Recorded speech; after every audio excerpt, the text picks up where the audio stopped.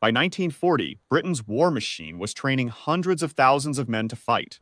They learned drills. They learned formation. They learned how a British soldier was supposed to carry himself in a fight, upright by the rules, in the tradition of the gentleman soldier. And then one day, a bespectacled, slightly built man in his mid-50s walked into a training room full of young commandos, pointed at the biggest man in the room and said, "Come right at me, lad." The recruit charged. He landed on the turf so hard and so fast that no one quite saw what happened. The instructor stood over him, boot raised, calm as a librarian.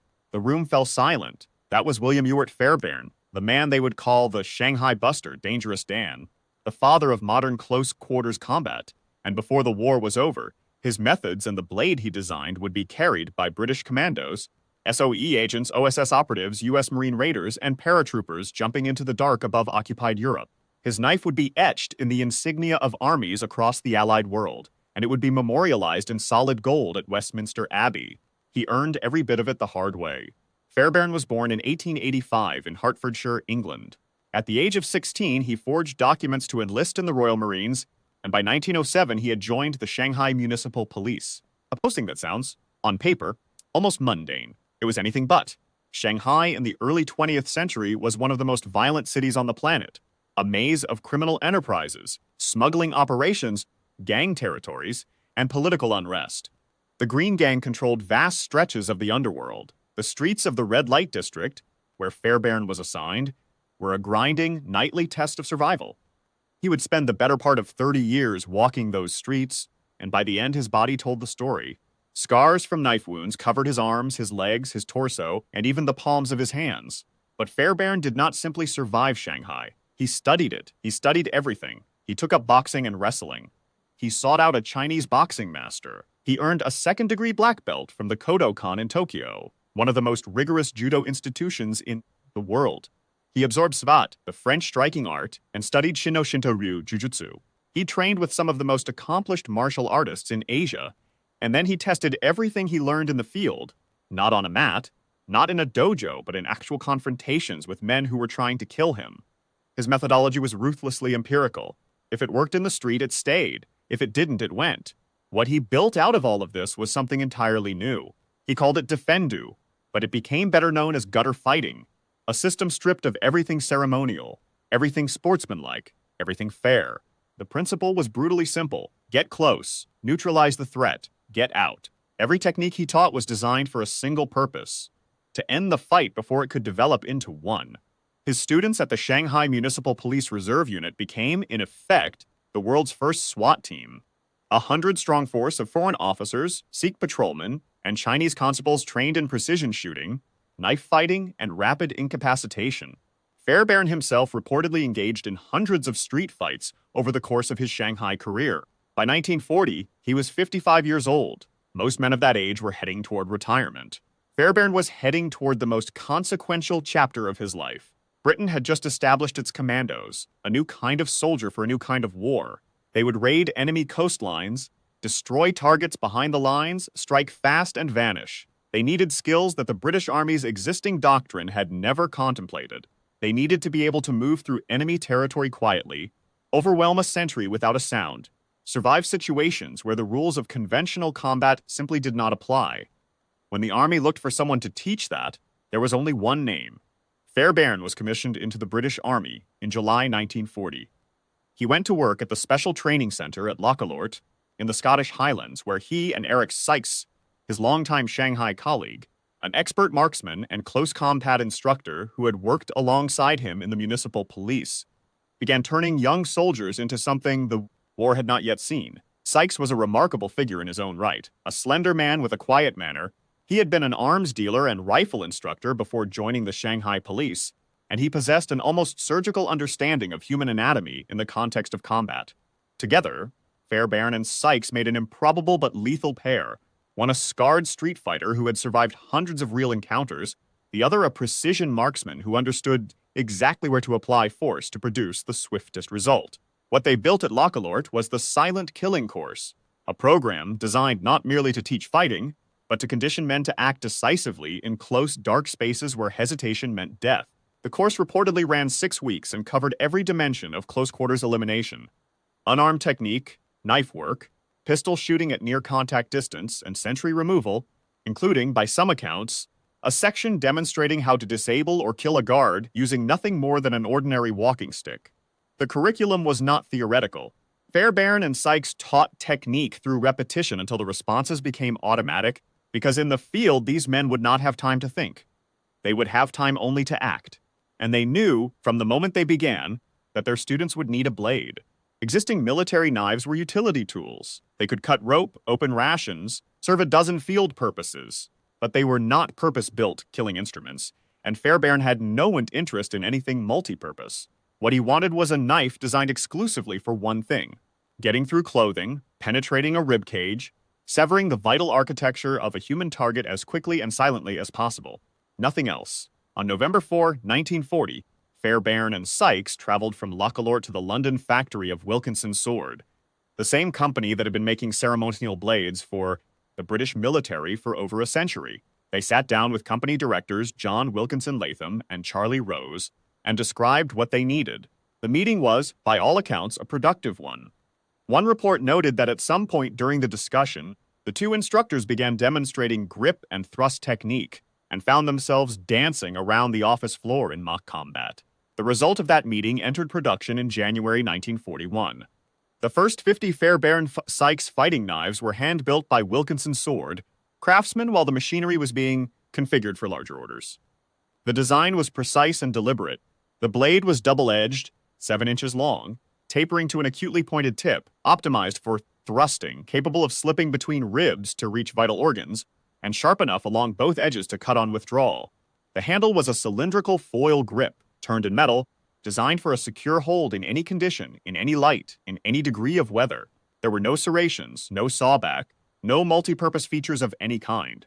It was, in Fairbairn and Sykes' own assessment, a surgical instrument, precise, silent, and final. The orders grew quickly. A batch of 1,500 followed the first 50. Then, as demand from commando units and special operations formations accelerated, tens of thousands more. By the time Wilkinson Sword had finished producing knives for the British government, their records showed 779 first pattern knives, 40,923 of the simplified second pattern, modified in August 1941 when brass became a strategic material, and 565 of the further simplified third pattern. And those figures covered only Wilkinson's official government contracts. Other manufacturers, including Sheffield Cutlers, were brought in as demand outpaced capacity. By some estimates, total production of all patterns and makers reached nearly 2 million knives across the Allied forces before the war ended. It went everywhere. British Commandos carried it into raids on the Norwegian coast. Paratroopers of the airborne forces had it strapped to their legs for the jump into Normandy in June 1944. The men of the 1st Canadian Parachute Battalion brought it to the same battle. The 3rd Canadian Infantry Division carried it ashore at Juno Beach. Special Air Service troopers used it behind German lines in North Africa and Europe, and across the Atlantic, it made its way to the most covert organization in the American war effort. By 1942, Fairbairn himself was training operatives for the U.S. Office of Strategic Services, the OSS, the Wartime Intelligence and Special Operations Agency that would eventually become the CIA. He taught at Camp X. The classified facility opened December 6, 1941, the day before Pearl Harbor, on the shore of Lake Ontario near Oshawa, Canada. He taught at Area B in Maryland's Catoctin Mountain Park. He ran his students through what he called indoor mystery ranges, what modern soldiers would recognize as kill houses, chambers of shifting light, unexpected sound, moving targets, and calculated surprise, all designed to train the kind of automatic, instinctive response that could not be faked under real pressure. The OSS took delivery of 20 Zero knives of its own pattern, a version of the FS design manufactured in the United States. Through all of it, Fairbairn carried the same philosophy he had carried out of Shanghai. Get tough, get down in the gutter, win at all costs, he would tell his classes. There's no fair play, no rules except one, kill or be killed. He dismissed candidates who showed off or boasted about what they intended to do to the enemy.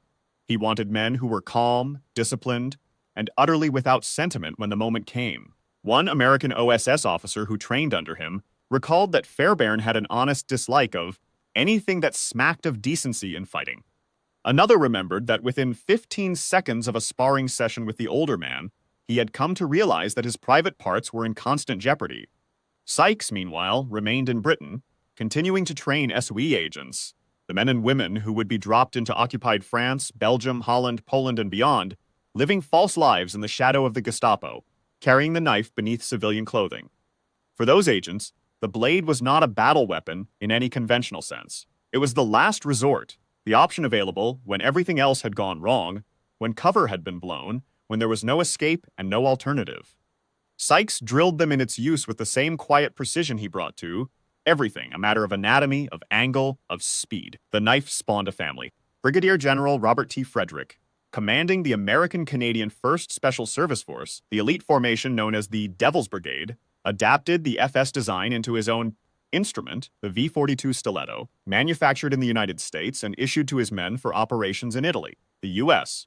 Marine Raiders based their issued knife directly on the Fairbairn-Sykes pattern. Every major Allied Special Operations formation of the war carried, in some form, a blade traceable to two men who had met in Shanghai before the war was a thought. Fairbairn rose to the rank of lieutenant colonel before the fighting stopped. He was decorated for his contribution. He spent the rest of his life as a consultant and instructor, lending his expertise to the Singapore police and other security forces. He died in 1960, aged 75. Today, the knife he designed and the system he built are embedded in the heritage of the Special Forces world in a way no other personal weapon has achieved. The silhouette of the Fairbairn-Sykes fighting knife appears in the insignia of the British Royal Marines, the United States Army Rangers, the Belgian Commandos, the Dutch Commando Corps, the Australian 1st and 2nd Commando Regiments.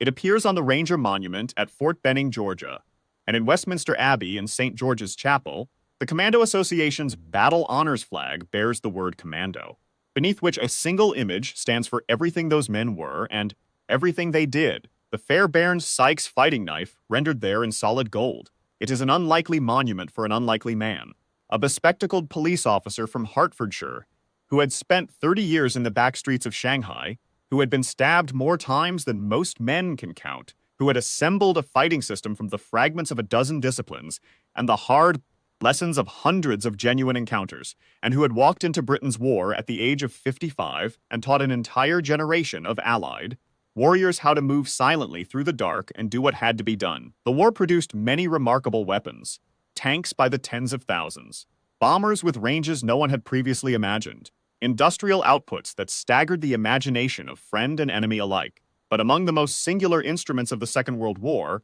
was a 7-inch blade, produced by craftsmen in London, carried in a leather scabbard by men who slipped behind enemy lines and never came back until the job was done. It was designed by a man who understood that in the close, dark places where the war's most dangerous work was done, you did not want ceremony.